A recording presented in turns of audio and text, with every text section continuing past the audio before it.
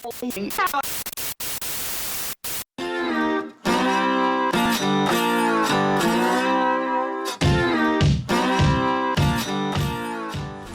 VC, what's going on? It's Will, and I am back with a quick contest entry or a contest response.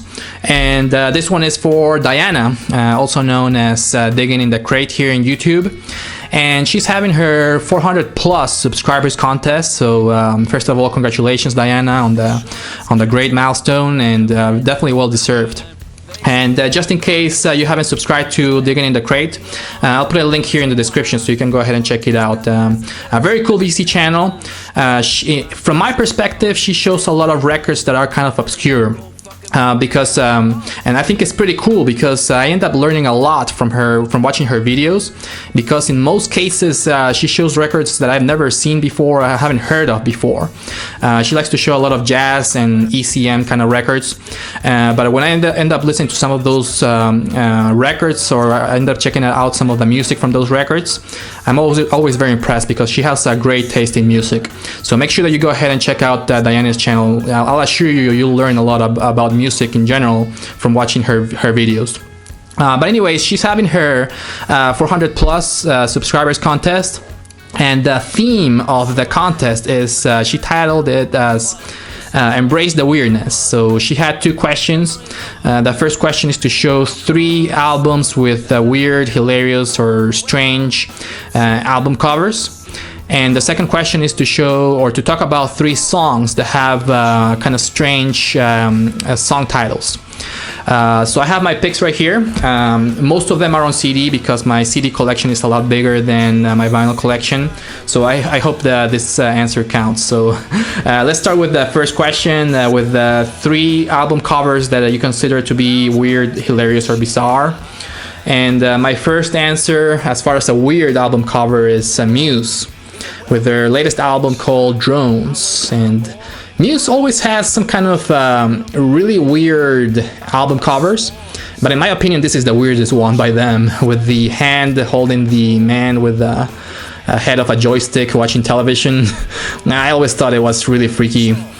And yeah, Muse always has really weird ones, but by far, and I think this one has to be the strangest one for sure. That's my first answer as far as a weird album cover. The second one is a hilarious album cover, or a funny one. And I picked up an album by one of my favorite bands, and this one is the MUFFS. And this is a collection of B-sides record called HAMBURGER. And for some reason I always thought that this cover was really funny. I just like the way that the artwork is done, and I like it how it tells kind of a story in a cartoonish kind of way.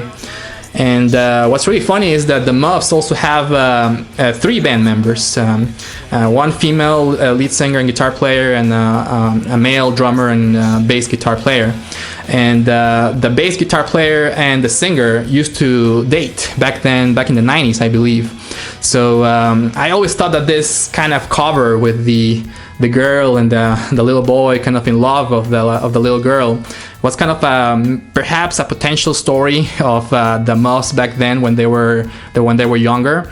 I don't know. It's perhaps it's completely made up by me. I don't know if it's true or not, but I always thought it was kind of funny.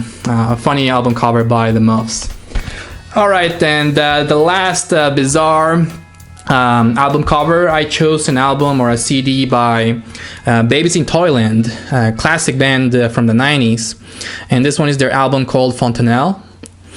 And I think a lot of people in the VC that have been making responses for this contest have shown records that have a cover of some kind of a doll or a baby in the cover, kind of like a creepy looking doll. And this one is kind of like that as well, with the doll in the cover and some dark objects in the background too. I always thought that this one was very creepy and bizarre too. So that's my third answer, Babies in Toyland with the cover for Fontanelle. Alright, so that's my answer for the question number 1.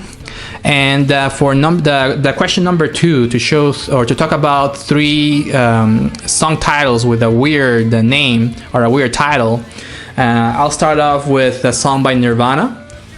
This one is from the album In Utero.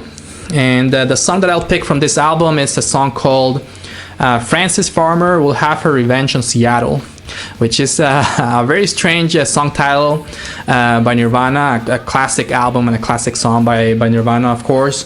But I've been listening to Nirvana for a while, since the 90s, and I've listened to that song before, and I've owned this on CD for many years. And I always thought that title was very weird for some reason, because it was so long, and but I never knew what it was about. So just recently I started looking at online and doing some research about that song, and I just found out that the song is actually about a true story from an actress from, I think, the 1930s or the 1940s, called Frances Farmer, that actually went completely insane, and she ended up going to an insane asylum where she suffered a lot of torture and rape, and she ended up having like a lobotomy as well. So it's a crazy story. The more I learn about that song, the more I'm freaked out about this album, about the mind of Kurt Cobain in general, because he was very good at writing things about things that were very obscure, kind of like weird kind of topics. So that's my pick number 1 as far as weird song titles. Nirvana with Frances Farmer Will Have Her Revenge on Seattle. Number 2 is a song by the alternative rock classic band Sonic Youth from their album Sonic Nurse. I picked a song from here called Kim Gordon and the Arthur Dole Hand Cream, which is another very weird song title. Apparently the original song, or the original title of the song, used to be Mariah Carey and the Arthur Dole Hand Cream, and for some reason when they released this album, they changed it into Kim Gordon and the Arthur Dole Hand Cream, which is, Kim Gordon is of course the singer and bass player of Sonic Youth. I think they might have changed the title of the song because of maybe a potential lawsuit or something like that. I don't really know. I don't really know the story why they changed the song title, and I especially don't know the meaning of the song, because it's just so weird and so strange to name a song something like that. So in case somebody in the VC knows the meaning of that song, please let me know, because I would love to learn something about that. Alright, and last but not least, as far as weird song titles, I picked up a CD by the Minneapolis or Minnesota punk rock band Dillinger 4 with their album Versus God. This is an amazing album full of very fast-paced and high-energy punk rock songs. But the song that I picked up from here is a song called Question: How Many Punks Does It Take to Change a Light Bulb? Which is, I always thought it was a very funny song title. I don't really think the song has any meaning in general. I think they just picked that title because it was funny. But I always thought it was a great song title for a Dillinger song and a punk rock song. And I would like to put that question out there. How many punks do you think it takes to change a light bulb? I would like to know the answer, because they don't give an answer here in the CD or in the album. But that's it. That's my response. I hope you liked, Diana, my entry. And again, let me know if you have any questions about these records. Thanks for watching. And Diana, congratulations on the subscribers. Thank you for watching, and take care, VC. Bye-bye.